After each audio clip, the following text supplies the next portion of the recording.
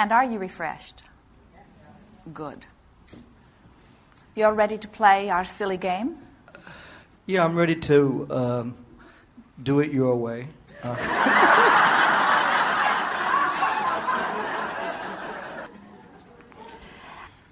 Just give it 30 days.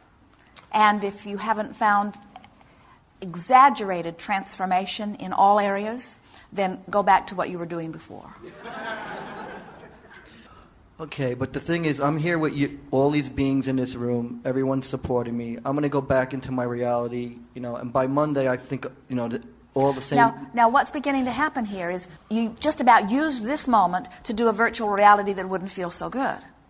And you could have just as productively used this moment to do a virtual reality that feels good. We're not in any way wanting to face any reality. We don't want you to tell it like it is. We don't want you to explain what might happen or what probably will happen. We only want you, when you're making the effort to do a virtual reality, to make an effort to do a virtual reality that really feels good. We're not saying that you won't revert back. You will. And we're not saying that it's wrong. It's natural. This one experience of playing with us is not going to change your vibration forevermore. It might not change anything very much. All we hope for in this virtual reality is convincing you that a virtual reality is a good feeling place to go. And we're hoping that it feels good enough to you that you're willing to sort of tough it out a little in the beginning and go there. Esther went to her first virtual reality from a place of not feeling very good. She did it because she felt like she should. And she wants to live what Abraham teaches through her. One day, they were checking into a campground, and they were sort of late in getting there, and some things had been sort of uncomfortable. And the woman said, "Why are you in town?" And Esther said, "We're here to do a seminar." And she said, "What is it about?" And Esther said, "It's about having a day different than the day I had today." She said, "We don't live it, we just teach it." And she's being playful about it because everyone loses their connection from time to time. You want to be really easy about that. You just want to, when you are practicing a virtual reality for the purpose of shifting your vibration into a place that allows your dominant vibration to be something that matches what you want, then make an effort to do those virtual realities that feel good. And catch yourself when you are doing those that don't feel good. Esther would catch herself in the middle of a sentence that goes something like, "Well, what I've been worrying about is..." Isn't that the perfect setup for a negative virtual reality? What I've been worrying about is, now let me see if I can't focus on it, chat with you about it, and activate it into a whole new place here. Where what you're wanting to say is, well, wouldn't it be nice if, or what I've been thinking would be nice if. You're just wanting to find moments in time because your life is about a string of moments in time. It's not about your career and where it's going. It's not about the world and its acceptance of you. It's not about what your body or your financial condition is becoming. Your life is only a series of now. So often, you stand in your now, unhappy, trying to improve a future moment. Well, I'll work really hard so that I can have fun on the weekend. Or I'll work really hard and I won't spend that money. I'll save that money so that I can retire. Or won't it be nice when I don't have to do this anymore? And what we're wanting you to do is mine this moment, because this moment is where life is. And mining this moment doesn't mean looking at this reality. It might if it's really good. If you're in Utah on the skis, mine that moment. Take it in. Smell it in. Suck it in. Get as much of it as you can. But if you're not in that moment, and you could use that moment to enhance this moment, then use that moment to enhance this moment, because this is your moment. This is where you're feeling, you see. Jerry had a wonderful awareness recently. He awakened from a very vivid dream. And he said to Esther, "I realize that I am the creator of that dream. That dream manifestation is my creation.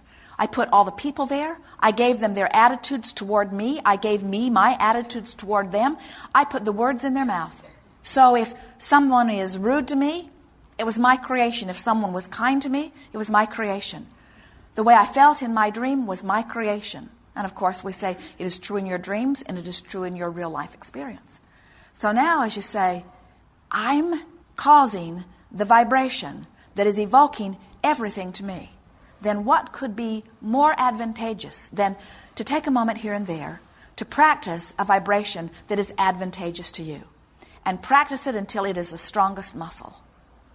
We were visiting with a lovely woman not very long ago. And she wanted to talk about her little girl who didn't want to sleep in her bed at night. She said she was afraid of spiders. So we said to this mother, what happens with spiders in your house? And she said, well, we don't make a big thing about spiders. And we said, well, tell us what happens with spiders. What happens when you find a spider? And she said, we vacuum it up. And we said, and how many spiders might you find in a day? And she said, well, 3 or 4. And she said, and our little girl is the one who finds them. And when she finds them, then we vacuum them up. So we said, well, so what's happening is she sees your reaction to the spiders. In other words, it's big enough that somebody goes to the trouble of getting the vacuum cleaner out. And whatever's happening, whether it's dinner or anything else, it stops, and everyone puts their attention upon, keep your eye on it, keep your eye on it, don't let it get away, keep your eye on it, keep your eye on it, keep your eye on it, keep your eye on it, I'm coming, I'm coming, I'm coming. Do you know where it is? Can you still see it? Until it feels like it's something that's really important. And now she's in her bed at night, and it's dark. And she knows that the spiders are still there. And even if she knows that they're there, there's no one there to bring the vacuum cleaner. We said years later, in her therapy session. So now, what are we talking about here? We're talking about this little girl observing her environment and having an activation about spiders happening within her. So that years later, she may not even remember the incident. She might not even remember the vacuum cleaner. She just might have this extreme aversion to spiders and not even know what it's about. And so many counselors will say, well, that's why it is of advantage to get back in there and figure out all of the things that happened in those early stages so that you can sort of clean them up and put them in the right place. And we say, but that's a lot of house cleaning. In other words, that would take more time than your lifetime could yield you. Instead, just say, I'm going to, in the same way that that incident with my well-meaning parents activated within me a vibration that does not serve me, I can damn well go to a virtual reality today for 30 seconds and activate a vibration that does please me on purpose.